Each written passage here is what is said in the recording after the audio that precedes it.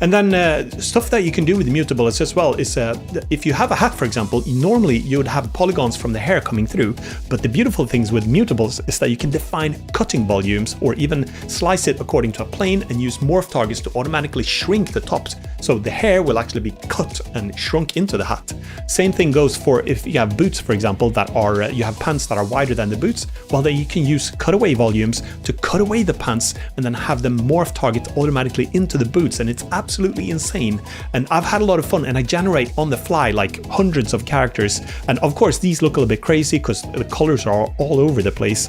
But if you create custom characters, you might want to have a little bit more heterogeneous colors or a little bit more monochromatic, so you have like a black suit, because these are all like 80s style neon colors. But this is mostly for testing and just to see what the possibilities are like. So you can bake instances of these characters and save them as separate files, or you can just generate them on runtime. So I'm going to be diving a lot further into this and create a dedicated video, because of course I've recorded every minute of doing that. I just have to take the time and take that footage and turn that into a nice tutorial video, because this is something that a lot of people should be looking at. It's absolutely insane what you can do with it. A nice thing too is that you can actually take these different meshes and you can read them and add them to a data table. So when you've modeled, for example, a new pair of pants, you just add that to the data table and whoop, it'll work out of the box. Or if you create a new hat or 3 new hats or 2 different hairstyles, I'm losing my voice, I'm so excited, then you can just save those and add them to the data table, and that will be picked up by mutables.